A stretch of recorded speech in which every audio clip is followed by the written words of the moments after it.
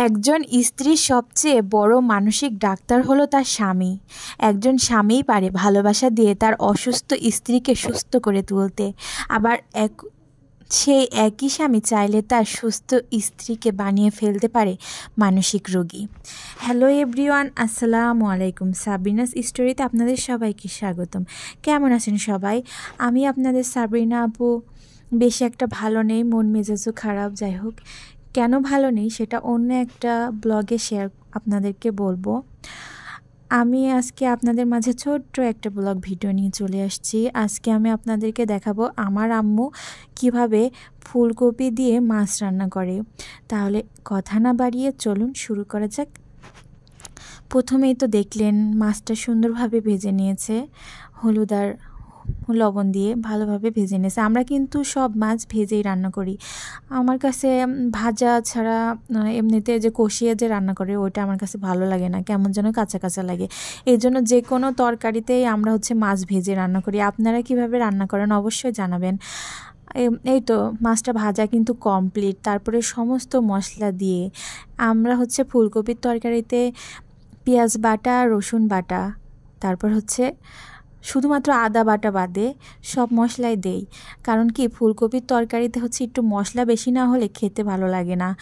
আর ফুলকপিটা তো বেশি একটু মশলা হলে খেতেও ভালো লাগে আর কি। এই জন্য সব ধরনের মশলাই দেই আর কি।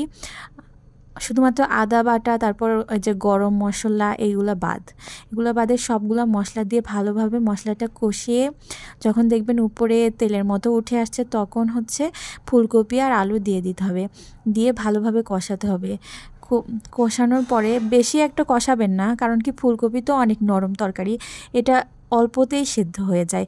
বেশি কষালে কি হবে, ফুলকপিগুলো গলে যাবে, তখন আর খেতে কিন্তু ভালো লাগবে না। তাই এই তো ভালোভাবে একবার কষিয়েই ঝোলের পানি দিয়ে দিয়েছি। তারপর ঝোলের পানি দিয়ে ভালোভাবে চুলার জালটা মিডিয়াম টু হাইট দিয়ে দিতে হবে। আর এই যে আমার আব্বু গতকাল রাতে লাউয়ের শাক নিয়ে আসছিল, তো আমি আর আম্মু মিলে লাউয়ের শাকটা গতকাল রাতেই বেছে ফেলছিলাম। আর ডাটাগুলো ছিল, তো আম্মু লাউয়ের শাকের ডাটাটা বাছতেছিল। যাই হোক, একটু ভিডিও করে নিলাম। তারপর যখন দেখবেন এইভাবে বলক উঠে এসেছে, তখন মাছগুলো আগে থেকে ভেজে রাখা মাছগুলা দিয়ে দিতে হবে।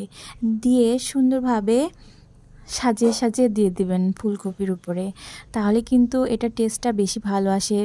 এর থেকে আগেও দিতে যাবেন না, পরেও দিতে যাবেন না, ঠিক এইভাবে বলক উঠবে তখন দিয়ে দিবেন। আপনারা কি বলেন? আমরা কিন্তু বলকই বলি, আমাদের এটা আঞ্চলিক ভাষা। তারপরে এই যে একটু ঠেসে ঠেসে দিয়ে দিতে হবে, যেন ফুলকপির ওই ঝোলটা মাছের সাথে গায়ে লেগে যায়। তাহলে মাছটা বেশি মজে যাবে আর খেতেও অনেক ভালো লাগবে। আর এই যে আমার আম্মু লাউয়ের শাক ভাজি করে নিয়েছে। এর ফাঁকে ওটা আর ভিডিও করতে মনে নাই, ভিডিও করা হয় না আর কি। যাই হোক, কথা বলতে বলতে কিন্তু আমার ভিডিওটা প্রায় শেষের দিকে। আমার ভিডিওটা আপনাদের কেমন লেগেছে অবশ্যই জানাবেন। পরিমাণ মতো ঝোল শুকিয়ে ওঠেনি। ভালো থাকবেন সবাই।